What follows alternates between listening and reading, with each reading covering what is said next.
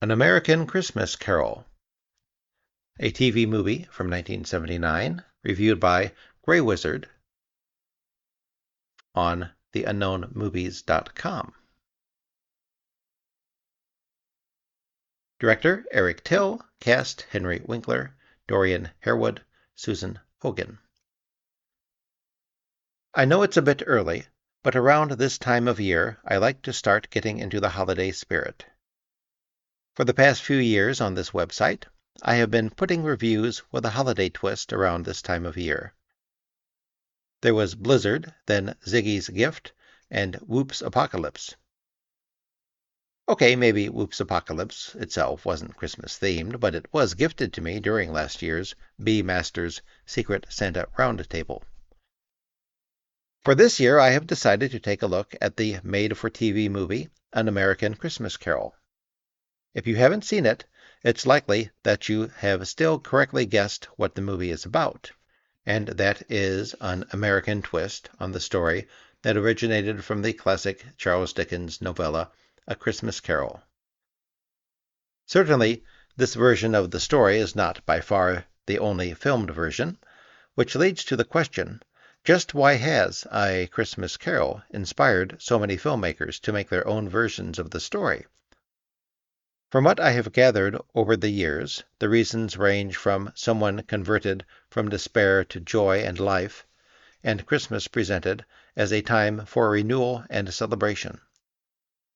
I do have my own theory as to why the story has been so popular, however.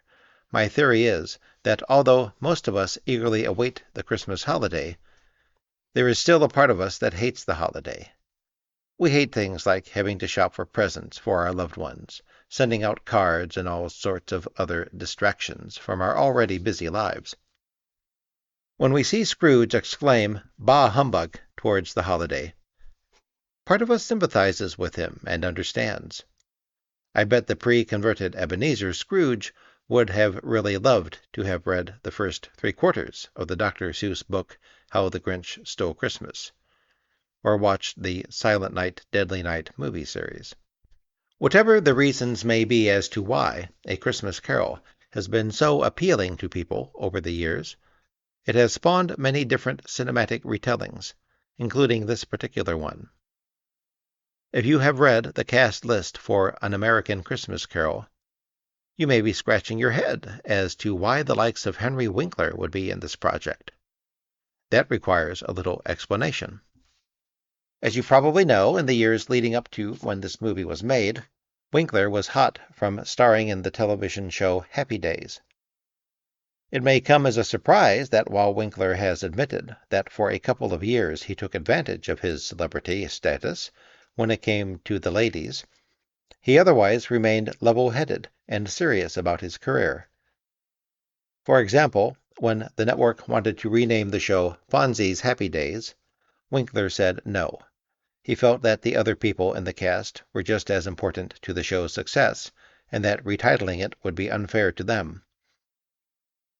Later, when the producers offered him a spin-off series, Winkler said no again, reasoning that Fonzie was popular in small doses, and that 30 non-stop minutes of him each week saying "ayy" would bore and turn off audiences.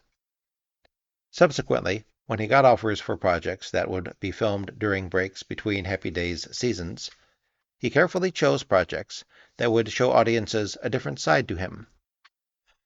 He was offered the Danny Zuko role for the cinematic adaptation of the stage musical Grease, but he turned it down, feeling that the character was too close for comfort to his Fonzie role. Winkler's movie choices included starring as a Vietnam vet suffering from post-traumatic stress disorder in Heroes, and an obnoxious wrestler in The One and Only, which must have given him satisfaction as an actor, even if the movies weren't big box office hits. Knowing Winkler as an actor around this period, one can understand why taking the lead role in An American Christmas Carol must have appealed to him. It actually gave him the chance to show two completely different sides of the same character, one as an old man, with makeup on him to make him look old, of course, and another as the same man during a younger part of his life. The setting of this Americanized twist of the Charles Dickens classic novella, A Christmas Carol, is the small town of Concord, New Hampshire, in the year 1933, when the Great Depression still had its grip on millions of unfortunate Americans. The elderly Benedict Slade, played by Winkler, has it good, however, running a successful finance company with the help of his assistant Thatcher, played by R.H. Thompson, who at the beginning of this movie helps Slade repossess furniture and other belongings from many of the unfortunate townspeople on Christmas Eve. Later, when Thatcher asks Slade to consider a business venture that would give jobs to many of the town's unemployed, the heartless Slade fires Thatcher.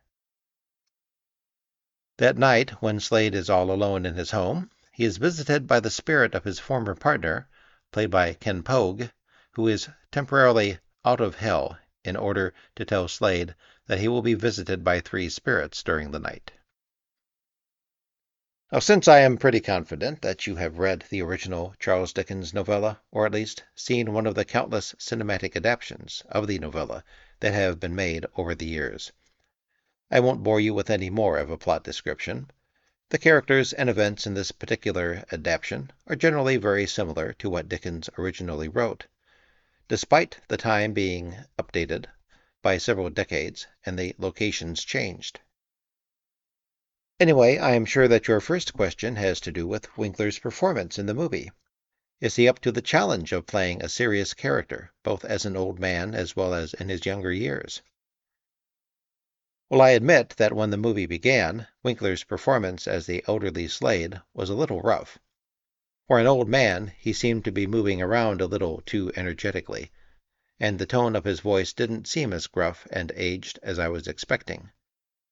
It didn't help that the makeup on his face seemed quite waxy and artificial, a problem throughout the movie. Though I decided to give Winkler more time, partially because my own father, who is in his senior years, still sounds like how he did when I was a child, and still has the energy to shovel the snow off his driveway during those brutal Canadian winters. Actually, I didn't have to wait very long. It doesn't take long for Winkler to have his first big scene, when Thatcher talks to his character about the proposed business venture. With this direct confrontation, Winkler nails the role. He suddenly becomes very bitter, uncaring, and mean-spirited, just how Dickens portrayed Scrooge. At the same time, Winkler shows in his performance, and with the aid of some pointed lines of dialogue in the screenplay, that Slade is someone who is vulnerable and afraid to not be on top of things. Even before Slade's past is shown, you can sense from this character's tone and reactions that he has been hurt and disappointed many times when he was younger. No doubt Winkler got the idea of this from his Fonzie character, who was on occasion shown to have a vulnerable side, that as a result made him more palatable than someone who is completely cool and confident. This makes Slade a more interesting and multidimensional character, and we, the audience, are more interested in him and don't see him as a one-note character. When the Ghost of Christmas Past appears, Winkler is given a break from being under all that somewhat unconvincing makeup. But he doesn't reduce the quality of his performance. Portraying Slade in his early adult years, Winkler gives an equally fine performance. I didn't think about Fonzie once while watching him. Another reason why I also enjoyed this part of the movie was that, unlike some other cinematic adaptations of A Christmas Carol, this version spends a good deal of time showing the past of the central character. With a good amount of time spent in this period, it is easier to see not only where the character came from, but what molded him into being the cantankerous man he is at present. We see that he was hurt by relatives who abandoned him into an orphanage at a young age, which was the seed that transformed his mind into looking for any opportunity for success, which eventually made him push aside the woman he loved so he could stay on top. We aren't the only ones who sees what Slade had and lost in his younger years. The elderly Slade clearly sees this as well, and when he later sees a vision of his former love married and with a child, he softly laments, I could have had a child like that. It's a really powerful moment. Though the scene plays somewhat differently than what was in the original Dickens text, it's true to the nature of what Dickens wrote. In fact, while the setting and time period of the movie is different from that of the novella, this movie really respects the source material. Many people were poor and out of work in Dickens' time, so the setting of this movie in the Great American Depression is a very appropriate substitution. The respect An American Christmas Carol has for its source material goes much beyond the setting. A number of its good attributes can be credited to director Eric Till. Working with a skilled production team and design team who replicate what small-town America was like in the 1930s, Till gives the movie an authentic feel. And not just an authentic feel, he gives the winter surroundings. The movie was shot in Canada, a surprisingly cold and bleak atmosphere, which makes the introduction of spirits and ghosts in the movie not surprising in the least. All in all, the movie is a very good one, respectful of its source while telling its story with a few new twists. However, I had a few nitpicks with the movie that I feel prevented it from being even better than it is now. There's a small subplot about a copy of the actual A Christmas Carol getting into the hands of Slade. This subplot, I feel, just interrupts our feeling that what we are seeing is real and tells us what we are seeing is just a fictional story. It's very distracting. Another thing that was distracting was the portrayal of the ghost of Christmas future. He sports gold medallions and a suit that makes him look like he's headed to the disco. This was quite jarring. Lastly, the concluding part of the movie has a flaw that can be found in the original Dickens text. Although it is Christmas Day, the reformed character in both the novella and in this movie are somehow able to go shopping to buy things for their employee. Apparently, both Dickens and the screenwriter of An American Christmas Carol forgot that businesses were definitely closed on Christmas Day, both in Dickens' time and during the Great Depression. So how were the characters able to buy all those things with all the stores closed? But if you have enough Christmas spirit to forgive the movie for occasional nitpicks like those, chances are that you will enjoy this movie as much as I did. Update. Reed McGurtois pointed out an error in the part of my review when I discussed businesses being closed on Christmas Day. Quote, I don't know about the Great Depression, but in Dickens' time that was definitely not the case. Most businesses were open on Christmas Day, and very few workers got the day off. Modern readers may see Scrooge's insistence on Cratchit coming in to work on Christmas Day as one of the most extreme examples of his nastiness, but in fact that wasn't at all unusual at the time.